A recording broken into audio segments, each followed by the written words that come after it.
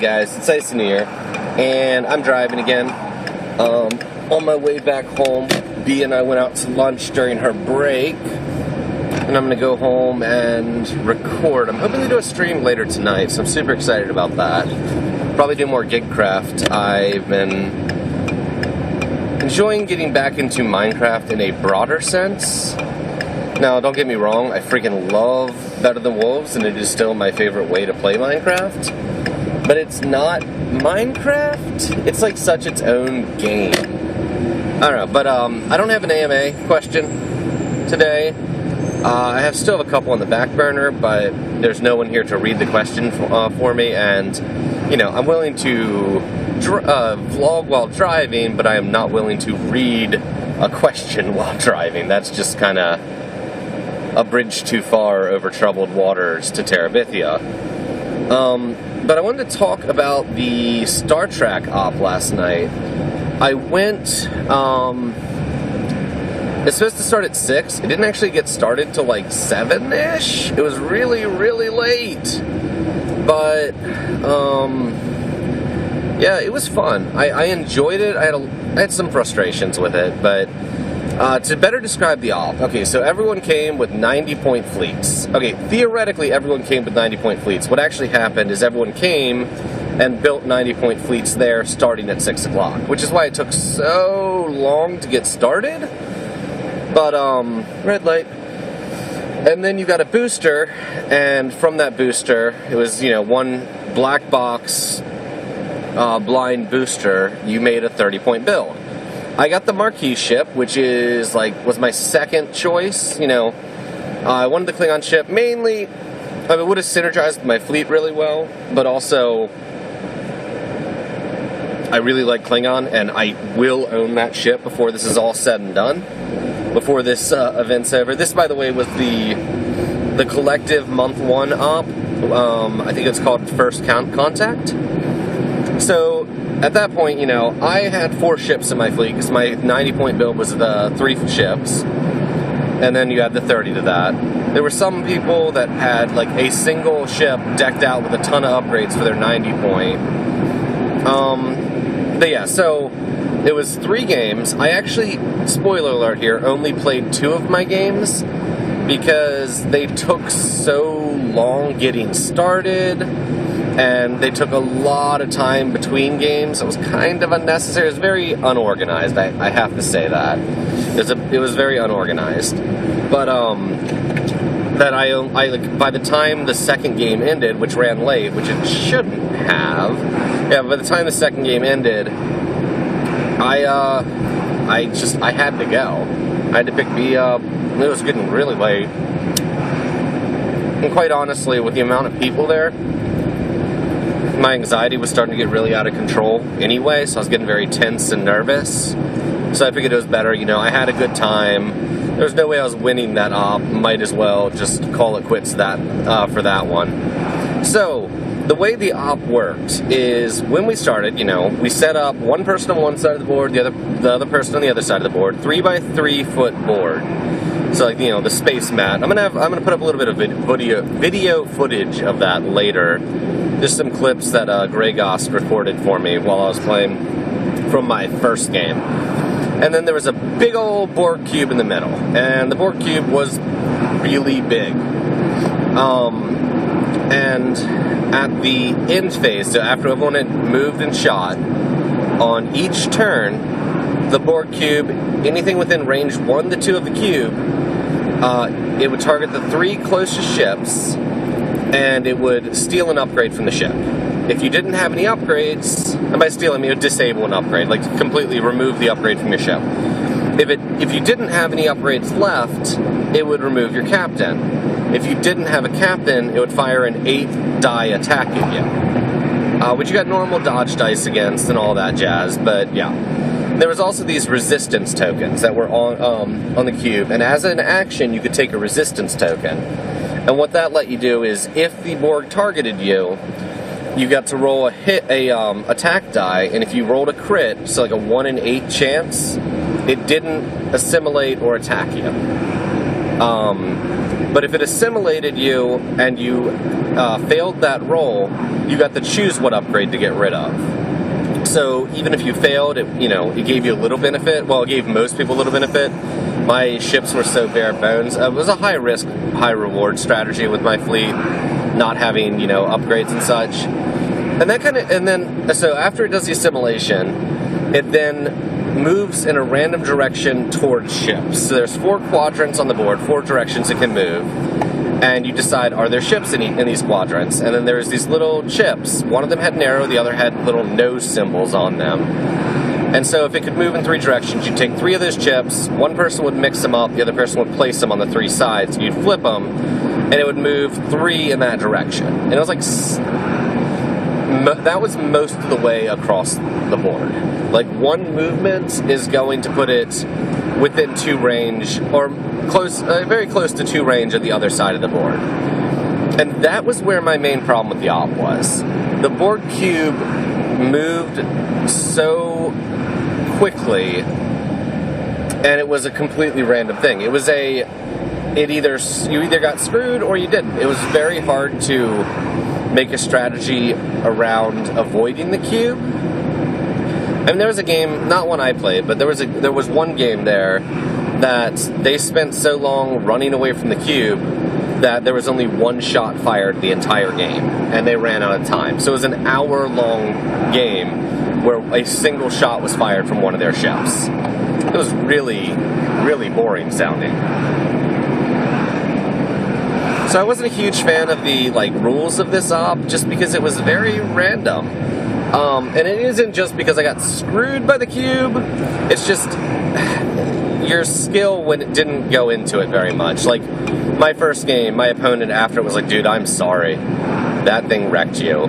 Because the very first thing it did was move directly towards my fleet, and there was not a single maneuver I could do to get out of the way of it the next turn. And it ripped 2 of my 3 captains immediately.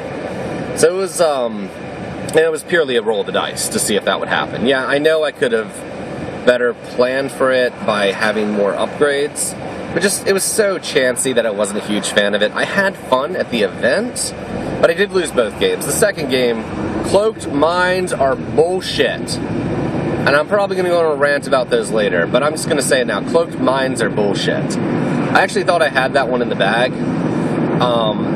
because I killed one of his ships off, and then the Borg cube moved and pinned me. I was pinned between the Borg cube and cloaked mines, and I lost a single ship 15 minutes after the game was supposed to end. And then the organizer was like, we went late, so we'll just end now. And I lost by 2 points because I lost a ship in the last 15 minutes that we weren't supposed to be playing. Yeah, I was a little frustrated. The whole thing at that store in particular needs more organization. It's just, I really like the guy running. He's a real cool cat. But I mean, he plays in the tournament he runs, which means he doesn't pay as much attention to time and rules, So it's like, it's a little disorganized. I'm going to have to get used to that, because I'm a person who really likes things to be orderly.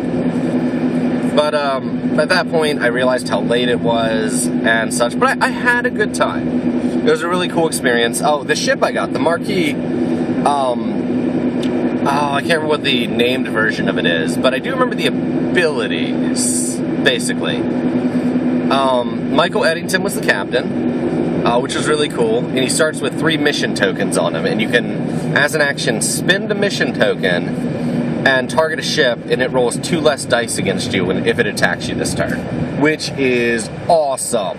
That's such a cool ability. Then there was the secondary weapon was a focused particle beam, and it's a 3-die weapon, doesn't require a target lock. 3-die weapon, you roll them. If every one of the 3 dice are a hit or a crit, you roll another die. And if that's a hit or a crit, you do it again. And you can do that till you have a total of 6 dice rolled. So, the first time I used it, rolled it, 3 hits, and I ended up getting 4 hits and 2 crits out of it. It was a perfect roll first time. It was awesome. So that's really cool. The ship ability itself for the named version was, I believe, as an action, I think it was an action, you can disable up to 2 crew upgrades, and for each one you disable, you get an extra attack that turn, or an extra roll, an extra die on your attack. And it's a 2 attack, but it had decent hull, decent shields, and it had a Klingon movement dial, which is really cool. So, I mean, it's a nice little ship. And then there was Lon, who you can disable him to add... you disable him and spend a battle stations to roll an extra attack die, which is... I mean, not that good, honestly. I'd more or less throw him on that ship so that, you know, you could sacrifice it, or, you know, disable him with the ship ability for an extra die for free. I don't know. I didn't think it was that good. And the actions were evasives, target lock, battle stations, and scan. So I don't often get scans in a Klingon fleet. That was kind of cool. And then I don't remember the chick's name, but there was another one. Any secondary weapons... She was a 2-point upgrade, 2-point crew upgrade. She added a secondary weapon slot. And any secondary weapons that were 5 points or less cost 2 less. So, I mean, if you put 1 secondary weapon on there that's 5 points or less, she's free. So, I mean, putting 2 on, you're saving points, which was really cool. And there was another ship, another card that came with it, and I can't remember what it was because I didn't use it. I don't know. But the build I went with was a named version of the ship, Eddington, the chick, and the focus particle beam. The reason I did that is I was going to go with the unnamed version and put Lon on there, but it only had 1 crew upgrade on the unnamed version, so I couldn't put both. So I used the other one. Oh, I'm running low on gas. I had to stop at the gas station. I'll do it on the way out. So I used the chick and the focus particle beam in the named version to make my 30-point build, just so I'd have more upgrades. It was mainly to have more upgrades for the Borg to steal from me. That was the main point. Okay, this guy just, like, drove his lawnmower onto the road. That's super fun. But yeah, so that was that. I had a really good time. Oh, and I got a counterattack die, which was sweet. 5-point fleet resource. And I'm trying to remember the facings on it. You can roll it up to once per turn. When you're defending, you have to pick who you wanted to use. You know, you can pick when you roll your defense die. I'm going to switch one of my defense die with this. And it has like a dodge, a hit, a crit, I think a battle stations result on it. So you can actually hit. It's a really big counter to cloaked ships. Because, I mean, and they don't get to roll defense die against it. So, boom, you roll it, you roll a crit, you know, they don't get to roll defense die against that, and it hits straight on their hull. So, I mean, it's a really nice fleet resource, and it's 5 points. I didn't use it because my fleet was so tightly together that I didn't have any points to spare. But, it's pretty cool. But yeah, I had a lot of fun at the op. I'm really excited to do next month's, because next month, it's not a head-on-head. You're actually just shooting on the a Borg cube. I think that one's it. I think it's a Borg cube that when it dies spawns a Borg sphere. So I'm a lot more excited about that one because, you know, you can actually hurt the thing that's doing all the damage in the middle. As opposed to, with me, it was really just, if I had gotten any ship in my range of my 3-ship fleet, they would have died.